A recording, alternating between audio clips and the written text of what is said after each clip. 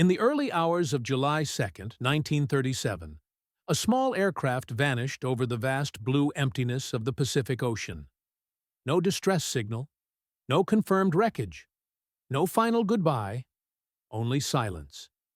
At the center of that silence was a woman who had already rewritten history, Amelia Earhart, one of the most famous pilots the world had ever known. She wasn't just an aviator. She was a symbol of courage, independence, and the belief that the sky itself could be conquered. Well, it was very interesting to me to fly.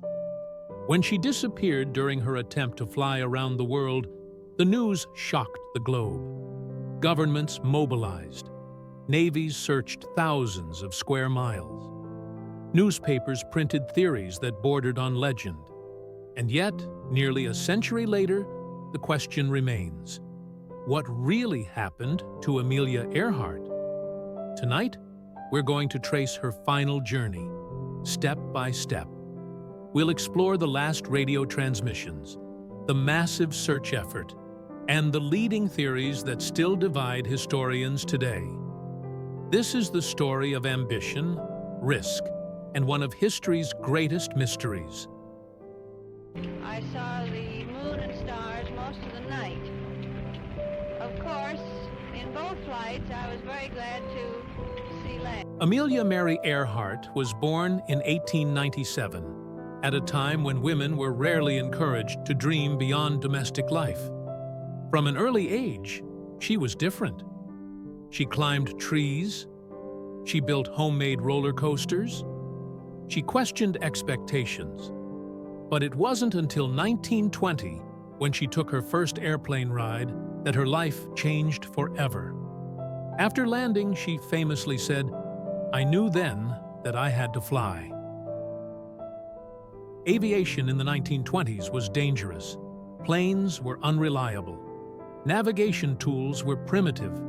Pilots died regularly. Yet Amelia wasn't deterred. She trained relentlessly. She worked odd jobs to pay for lessons. And she pushed forward in a field dominated almost entirely by men.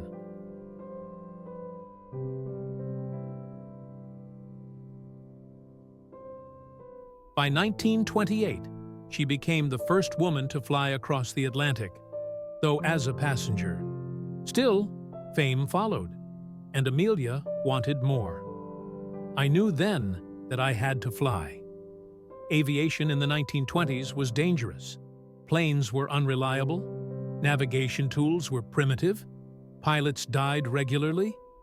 Yet Amelia wasn't deterred. She trained relentlessly. She worked odd jobs to pay for lessons, and she pushed forward in a field dominated almost entirely by men.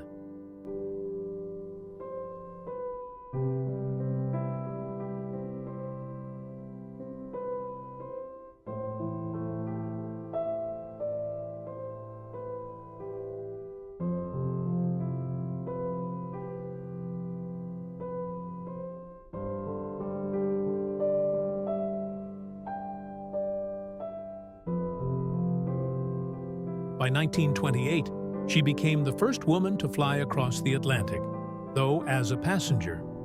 Still, fame followed, and Amelia wanted more.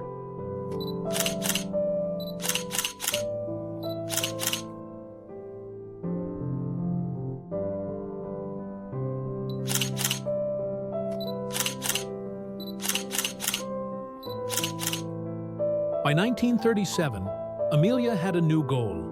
She wanted to fly around the world. Not the shortest route, not the easiest route, but the longest, following the equator. It would be the most ambitious aviation journey ever attempted. Her aircraft was a Lockheed Electra 10E, heavily modified with extra fuel tanks. At the controls beside her was Fred Noonan, an experienced navigator who had worked for Pan American Airways. The plan was simple in theory and brutal in execution. Thousands of miles over open ocean. Minimal navigation aids, no GPS, no satellites, just math, stars, radio signals, and instinct. After an earlier failed attempt due to a crash on takeoff, Amelia and Noonan set out again, this time heading east. For weeks, the journey went well. They crossed Africa. They crossed Asia. They reached New Guinea. Only one major leg remained, a flight from Lae, New Guinea, to a tiny speck of land in the Pacific called Howland Island. This would be the most dangerous segment of the entire trip.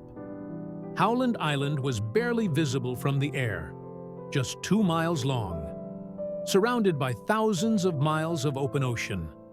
To help guide Amelia in, the U.S. Coast Guard stationed a ship, the USS Itasca, near the island, broadcasting radio signals.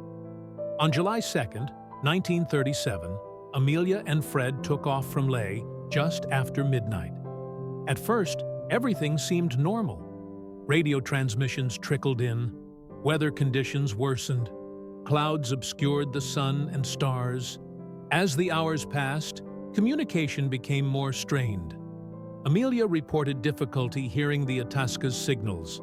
The Itasca reported hearing Amelia, but only faintly. The final confirmed transmission came at around 8:43 a.m. Amelia's voice crackled through the radio. "We are on the line 157-337. We will repeat this message. We will repeat this on 6210 kilocycles." Wait. Then, nothing. No further contact. No crash sighted. No signal ever confirmed again. Amelia Earhart and Fred Noonan had vanished. What followed was one of the largest search operations the world had ever seen. The U.S. Navy deployed ships and aircraft across 250,000 square miles of ocean. Planes flew low over the water, scanning for oil slicks or debris. Ships searched reefs and islands. Radio operators listened for any signal, any whisper of survival. After more than 2 weeks, the search was officially called off. No wreckage, no bodies, no answers. The world mourned. But the mystery was only beginning. The most widely accepted explanation is also the simplest. Amelia and Fred ran out of fuel. Unable to locate Howland Island, they likely continued flying until the tanks were empty. The Electra would have plunged into the Pacific Ocean, sinking.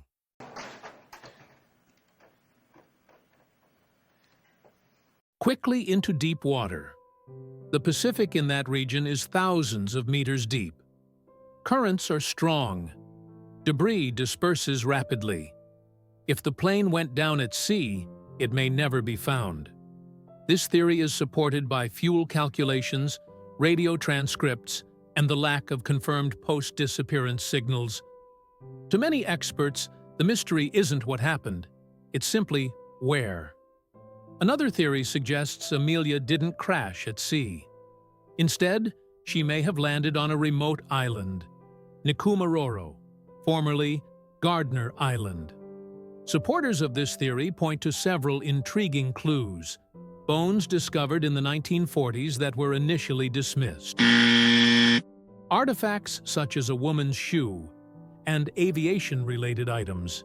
Reports of radio signals picked up days after her disappearance, signals that could only have come from land. According to this theory, Amelia and Fred survived the landing but were stranded. Over time, exposure, injury, and lack of fresh water would have claimed their lives. It's a haunting idea. Not a sudden end, but a slow one. How does it feel to fly both oceans, Miss Earhart? Well, it was very interesting to me to fly in southern waters rather than in the north. On the Atlantic flight, I had ice conditions and general storm. On this flight, really no bad weather at all except a few little rain squalls. The most controversial theory claims Amelia Earhart was captured by Japanese forces.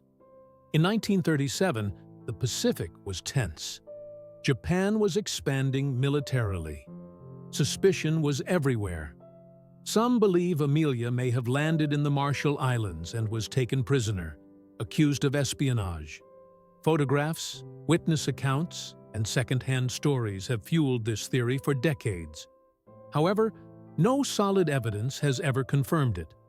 No documents, no remains, no official records. Most historians consider it unlikely, but it persists, driven by the mystery itself. So why does Amelia Earhart's disappearance still matter? Because it represents the edge of human ambition, a moment where courage met uncertainty, where progress demanded risk. Amelia knew the dangers. She accepted them. Her legacy isn't defined by how she disappeared, but by how she lived. She proved that the sky was not reserved for a select few. She inspired generations of pilots, explorers, and dreamers. And somewhere, beneath the waves or on a forgotten shore, the final chapter of her story still waits to be discovered. Until then, Amelia Earhart remains exactly what she became in life: a legend, forever flying beyond the horizon. And that's where history fades into mystery. If you enjoyed this journey through the past, make sure to like, subscribe, and turn on notifications so you never miss a story that time tried to hide. Here on History to Mystery, we uncover forgotten events, unexplained moments, and secrets buried beneath centuries of history. Have a theory? Or a mystery you want us to explore next? Drop it in the comments below. Until next time, keep questioning the past, and remember, history is never just history. This is History to Mystery.